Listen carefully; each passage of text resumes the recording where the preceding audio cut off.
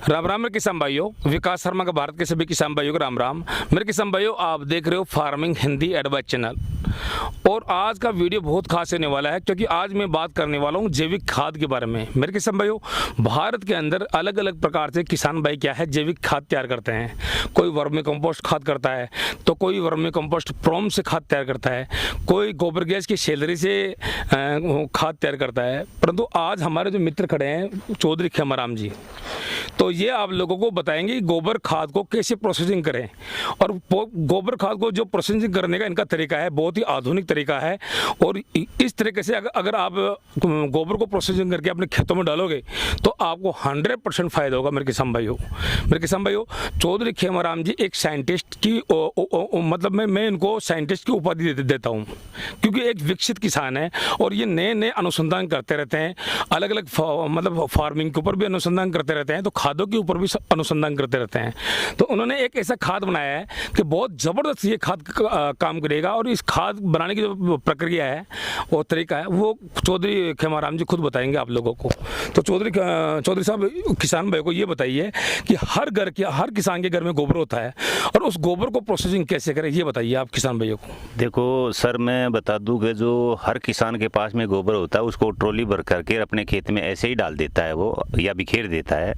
मैं एक नया 2 साल या 3 साल से नया तरीका अपना रहा हूँ। वो हम कुछ तो गुजरात से सीख ली थी, कुछ हम जब इजराइल गए थे तो वहाँ भी हमारे को बताया गया था, कुछ हमारे को ऑस्ट्रेलिया में भी बताया गया था, कुछ थाईलैंड में भी बताया गया था। तो ये तकनीक जैसे अपने गोबर की खाद को अपन ठंडा करके और फिर उसमें पानी का छींटा दे करके नीचे शीट रहे और उसके ऊपर 1-1 फीट का मतलब फैला करके और उसमें पानी का छींटा मार करके और उसके ऊपर फिर 30 माइक्रोन या 25 माइक्रोन जो शीट होती है उससे ढक करके, और तकरीबन मतलब अगर नीचे शीट और ऊपर शीट होती है तो आपको 3 या 4 रोज में उसका जितनी भी प्रकार की फंगस है वो खत्म हो जाएगी, जितने भी प्रकार के नेमाटोड्स है वो खत्म हो जाएंगे, जो खरपतवार नाशी जो बीज होते हैं वो सारे के सारे नष्ट हो जाएंगे। उसके बाद में आप जो भी आपके पास में कल्चर है, जैसे एनपीके के कल्चर है या ट्राइकोडर्मा है या सुडामोनास है या जीवामृत है या डीकम्पोजर है, उन सब को उसके अंदर मिला करके फिर उस बैक्टीरिया की मात्रा पूरी करें और उसके बाद में अपने खेत में वो डाले। मेरी गारंटी है कि उस खेत में कभी किसी प्रकार की फंगस नहीं आएगी, किसी प्रकार का निमाटोड नहीं आएगा और किसी प्रकार का कोई खरपतवार भी नहीं उगेगा।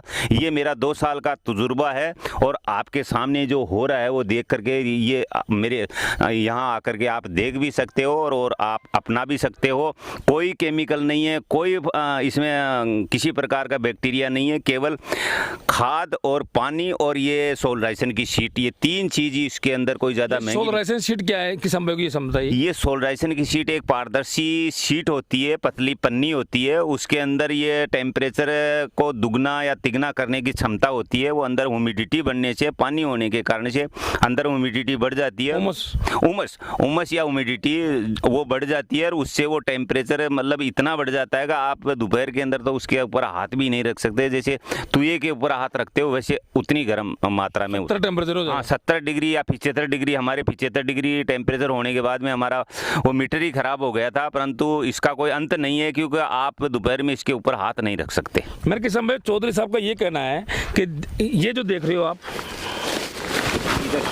एक बार इधर आओ। इनका कहने का मतलब ये है कि ये जो तो आप देख रहे हो तो एक शीट नीचे दी है, ये देख लीजिए, ये नीचे शीट दी है, ये देख लीजिए, बहुत मजबूत, काफी मजबूत शीट है, ये प्लास्टिक की शीट है। अब इसके ऊपर इन्होंने डाला है गोबर, ये पानी का छींटा गोबर डाल दिया है। और गोबर डालने के बाद के अंदर और पानी का छींटा डाल दिया है। छींटे डालने के बाद में ये पतली शीट है 25-30 माइक्रोन की। 25-30 माइक्रोन। अब 25-30 माइक्रोन की ये शीट आप रख दोगे तो ये क्या है, अब इसके हाथ लगाओगे तो ये जो शीट देख रहे हो ये टेम्परेचर को 2 से 3 गुना बढ़ा देती है। अब ये टेम्परेचर जो बढ़ेगा तो इसके गोबर के अंदर जो बैक्टीरिया है, फंगस है और भी जैसे खरपतवार के जो बीज होते हैं उनको ये टेम्परेचर नष्ट कर देगा। और ये टेम्परेचर कम से कम 70 से 80 डिग्री रहता है। हाथ लगाओगे तो आप बिल्कुल हाथ, मतलब 1 सेकंड आप हाथ नहीं रख सकते इसके ऊपर, इतना गर्म है ये। तो अभी 11 बजे हैं, 2 बजे के लगभग तो ये अच्छा ये 11 बजे अभी। हाँ, अभी 11 बजे हैं, मतलब 2 बजे के लगभग तो बिल्कुल आग हो जाएगा, आप हाथ भी नहीं रख सकते। जैसे तुए के ऊपर हाथ रखते हैं उतना अब ये कितने दिन में तैयार हो जाएगा? ये 4 रोज में तैयार हो जाएगा। दोनों साइड में शीट है तब तो। अगर आप अपने खेत में करते हो तो आपको गर्मियों के दिनों में कम से कम 1 से 1.5 महीना रखना पड़ेगा। अच्छा, ये ऊपर और नीचे शीट है तो 4 दिन में 4 दिन में तैयार हो जाएगा। अगर आप जमीन पे ही करते हो और ये शीट लगाते हो तो आपको कम से कम 1 से सवा महीना रखना पड़ेगा। तो अब दोनों तरफ शीट लगा लेगा किसान जल्दी तैयार करने के लिए? जल्दी तैयार करने के लिए दोनों साइड में कर ले। अगर अपने खेत में तैयार करता है तो वो पूरी जमीन का भी सोलराइजेशन हो जाएगा और इस खाद का भी सोलराइजेशन हो जाएगा। नीचे शीट नहीं लगाएगा? हाँ, नीचे शीट नहीं लगाएगा, क्योंकि हमारे ज्यादातर सभी पॉली हाउस में वैसे ही सोलराइजेशन किया हुआ है। 1.5 महीने तक हमने सोलराइजेशन करके बाद में खीरा लगाया था और खीरा आपके सामने आप देख सकते हो। अच्छा, फिर ये सोलराइजेशन होने के बाद के अंदर ये खाद तैयार होगा, 4 दिन में ये खाद तैयार हो गया। हाँ। अब फिर इसके अंदर